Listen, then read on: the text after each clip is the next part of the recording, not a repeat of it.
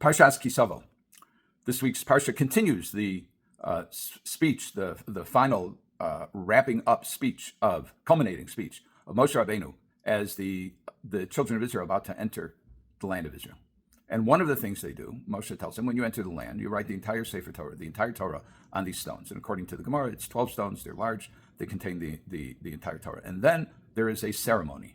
And this ceremony is pretty profound, I would say, if you read it. And it's the entire camp, the children of Israel, split into two. 6 tribes stand on one mountain, and the other 6 tribes stand on another mountain. There's Har Gerizim and Har Eval. On Har Gerizim, they stand there while the brachos are being read. On Har Eval, they stand there while the curses are being read. How many curses? 11. Curious, why only 11? If people do something wrong, and let's look at that. But we're going to jump first to the penultimate, to the second to the last of the, it's the anti-penultimate, the third to the last. Not the last, not the one before that, which would be the penultimate, but the anti-penultimate, which is the one before the last. Okay. So what is that we're talking about? Perek Chaf Zayin Pasuk Chaf Dalet. So that's 27-24. Now in all of these, there is the word begins with arur, which means cursed, and then it says somebody who does something, and then va'amar kol amen, or some variation of that. Everybody answers amen. So we're just going to go arur, then fill in the blanks. Now here are the blanks. Makeh re'ehu basoser, one who smites his fellow in secret. Okay, what does it mean? So according to the Targum Onkelos, it means somebody who literally hits someone else and does it in private. According to Rabbi Miyuchas, it means somebody who kills somebody in private. Rashi says it means somebody who speaks lashon hara, somebody who speaks negatively about another person in private. What's this in private business? Why is only somebody who does it in private liable for this curse? Why not just arur makeh re'ehu? Cursed is somebody who hits his fellow. Why basoser?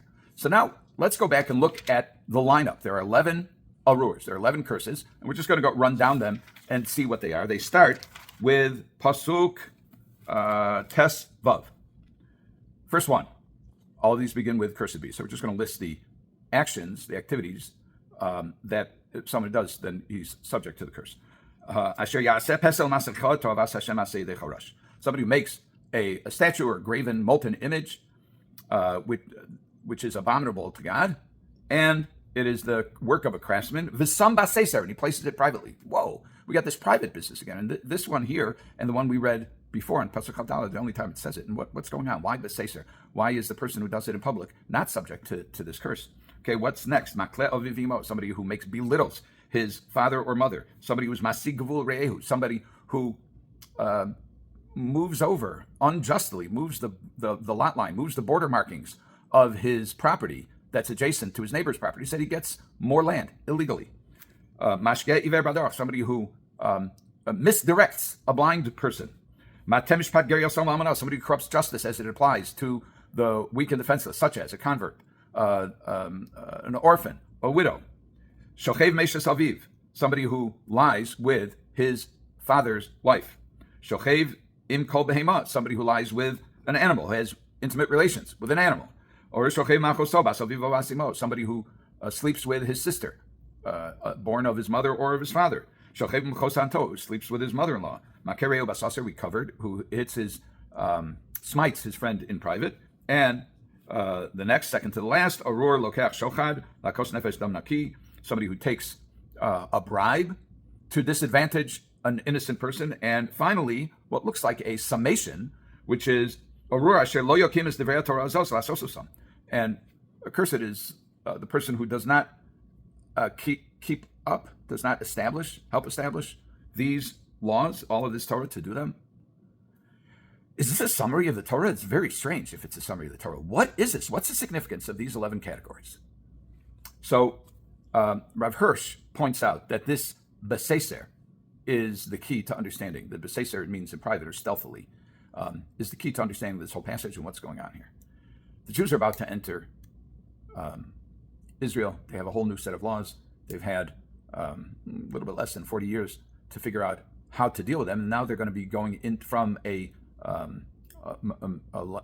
area in which their sustenance was provided miraculously. Now they're going to be going into a land where basically the laws of nature are applied once again. People have to work for a living. They got to work the fields, grow the crops, etc. In other words, a normal material life, not one that's grounded. Even the material part, like the mun and etc., is grounded in spirituality. So they're being reintroduced into physical reality, and they have a bunch of laws. It's very tempting to want to keep up appearances, but to nevertheless act in a way that is corrupt. And it appears that this is a laundry list. It's either exhaustive or it's symbolic of things that a person could do in private and still maintain an outward sense of propriety. So our verse says as follows. He said, somebody who makes a pesel, somebody who makes an idol, v'sam basesa, he can look very pious, but he actually has other allegiances. His allegiances are not exclusively to the Almighty. He may have some loyalty to the Almighty, but if he's making a pesel, if he's making an idol and he keeps it in private, that means he's not completely dedicated to God, but he keeps up the appearance as though he is.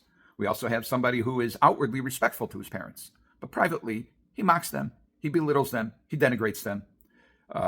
There's somebody who has in the appearance of being a person of high integrity and an honest man, but when he's not being observed, he may move the borderline a little bit to gain advantage. Last week's Parsha, we talked about people who have different weights and measures. The Parsha talked about different weights and measures to take advantage of others. In other words, this is secret stuff that would fall, at least conceptually, into the same category. We have people who come across as caring and intelligent, but when it comes to somebody who's truly defenseless, like a blind person, who lead them astray. And we have people who may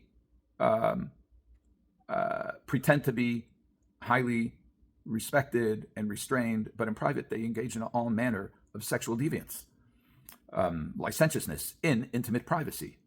We sometimes read about this when somebody is having an affair, a very famous and respected person. All of a sudden you find out that this guy's been fooling around in private, and all of a sudden his reputation is demolished. And then we have somebody who seems to be a decent person, but in private he attacks his friends or fellows. And it's much more common, as Rashi observes, that it's lashon hara. You speak lashon hara about people. That's an attack. And if you do it in private and you hold yourself to be somebody who is of a good reputation, then that's an inconsistency. All of these are a measure of hypocrisy. And they will also have somebody, this final, and then taking a bribe obviously is a secret way. Nobody would take a bribe if it was done in public. And then we have this final, what seems to be summarizing, which is lo yakim es divrei Torah zos. And unfortunately, Rav Hirsch as well said this means that not only is a person responsible for himself, but if you see something else going on and you don't say something, you're contributing to the problem. So whether it's a communal problem or an individual problem, now of course there are rules for everything, and yet a person has to be prudent in the way he corrects another person. But we are not an empathetic people. We are a people who gets involved in other people's lives, and we save them from misfortune. And sometimes that misfortune is misfortune not just materially, but it can be spiritually. And it's up to us. We have an obligation to step out of our own 4 cubits, as it were, and to get involved. And Rav Hirsch says that these are all, we're going through a transition period here, and it's very tempting to keep up appearances, keep up a facade, but to do what you want and to be corrupt on the inside as long as you maintain your dignity. Chazal say, "Al tistakel b'kankan ela b'mashi yeshbo." Don't look at the container. Look at what's inside of it. We say in the Western aphorism of "Don't judge a book by its cover." We frequently run into situations where not all is as it appears to be. Why is this important here? And these sins are not necessarily exhaustive, but they are representative of what of a lifestyle that a person can have, where he maintains the appearance of propriety and is really quite improper. And why is this important? This is important because we're now shifting into a normal life where people get up, they go to work, they struggle to make a living, they struggle to maintain their spiritual substance. And it's tempting to say, okay, I want to be respected, so I'm going to act in a respectable way. But when it comes to secret, I'm going to do all manner of corruption. And this is not a recapitulation of all 613 mitzvahs by any means whatsoever, but this is an indication that there is a need to be very careful to cultivate the spirituality on the inside as well as the outside. And we say there's no such thing as a victimless crime. Several of these items are sexual activities, which one could say, hey, and I've heard this a lot when people talk about the prohibitions against various sexual improprieties. And they say, look, whatever you want to do behind closed doors, that's your business. Well, it's not entirely true. There is some truth to it, but if a person is doing something which is inappropriate by Torah standards, then what they're doing is blameworthy. And just because they're doing it in private, it doesn't mean that they're not blameworthy.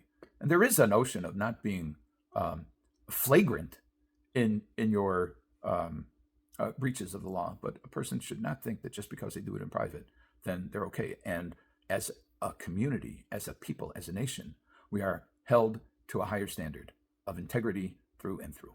Have a good chance.